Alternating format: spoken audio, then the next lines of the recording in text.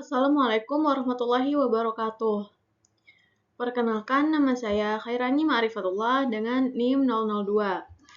Mohon maaf Ibu karena saya mengerjakan tugas ini secara individu, bukan per kelompok. Dan pada kesempatan kali ini saya akan mempresentasikan laporan analisis jurnal Persona Craft Leveraging Language Models for Data-Driven Persona Development. Nah, sebelum masuk ke jurnalnya, sekarang saya akan menjelaskan sedikit tentang latar belakangnya. Jadi, dalam pengembangan sistem yang interaktif, itu diperlukan pemahaman yang jelas tentang kebutuhan pengguna agar sistem yang dibuat itu benar-benar sesuai dan mudah digunakan. Salah satu cara untuk memahami pengguna adalah dengan menggunakan persona. Namun, pembuatan persona itu secara manual sering memakan waktu dan tidak selalu akurat. Karena itu, penelitian mengenai persona craft menjadi penting karena menawarkan cara baru membuat persona secara otomatis menggunakan large language models sehingga proses penetapan user requirements dapat dilakukan dengan lebih efektif dan berbasis data.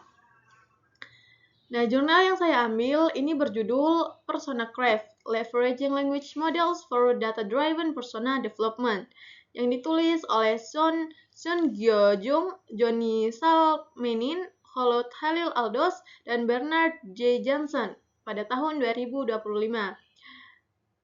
Dan jurnal ini dipublikasikan di International Journal of Human Computer Studies dan terindikasi Scopus Q1. Lalu tujuannya adalah untuk mengembangkan sistem persona craft, yaitu sistem yang memanfaatkan large language models untuk menghasilkan persona berbasis data dari survei. Tujuannya itu untuk meningkatkan efisiensi, akurasi, dan kualitas persona dalam proses penetapan user requirements. Nah, sekarang kita masuk ke pembahasannya. Yang pertama itu metode. Persona Craft itu menggunakan 5 tahapan metodologis. Yang pertama itu mapping jenis pertanyaan, yang kedua itu pre-processing dengan LLM, yang ketiga itu clustering menggunakan K-models atau K-prototypes, yang keempat itu pengujian statistik Kruskal-Wallis, yang kelima itu enrichment persona oleh LLM. Yang selanjutnya itu penerapan persona dan skenario. Jadi dalam jurnal ini, persona itu digunakan sebagai representasi kelompok pengguna untuk memahami kebutuhan, motivasi, dan preferensi mereka.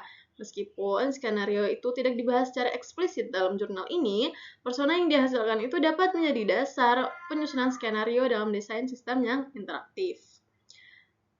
Yang terakhir ada analisis kritis. Yang pertama dari efektivitas personanya. Persona Craft itu dinilai efektif karena menghasilkan persona yang konsisten, jelas, dan kredibel. Evaluasi menunjukkan pengguna dan profesional UX itu menilai hasilnya sangat membantu dan dalam memahami kebutuhan pengguna. Namun, efektivitas itu tetap bergantung pada kualitas data survei dan akurasi interpretasi LLM. Yang kedua itu ada kelebihan dan kekurangan. Nah, kelebihannya itu yang pertama, proses cepat dan scalable. Yang kedua, mengurangi bias manusia. Yang ketiga, persona kaya, jelas, dan berbasis data. Yang keempat, itu mendukung banyak jenis pertanyaan survei.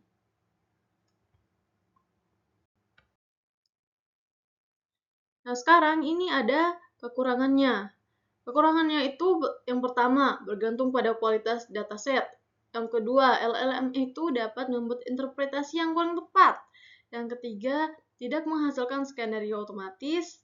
Yang keempat, itu memerlukan pemahaman teknis, seperti clustering dan statistik. Nah, yang ketiga itu analisis tentang penerapan dalam proyek sistem interaktif di Indonesia.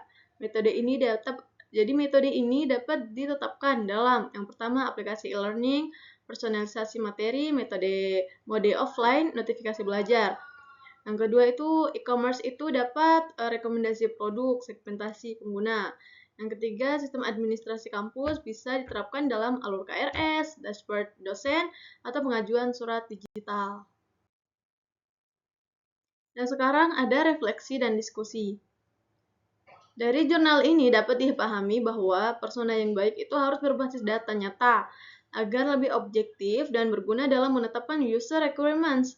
Penggunaan LLM itu sangat membantu mempercepat proses pembuatan persona, serta memperkaya narasi sehingga mudah dipahami oleh tim desain. Nah, selanjutnya misalnya sebagai sistem desain, persona dan skenario itu akan digunakan untuk menetapkan user requirements dengan langkah. Yang pertama, mengumpulkan data pengguna. Yang kedua, menghasilkan persona berbasis data. Yang ketiga, menentukan kebutuhan pengguna berdasarkan persona. Yang keempat, itu membuat skenario penggunaan. Yang kelima, melakukan validasi dengan stakeholder. Yang terakhir, kesimpulan.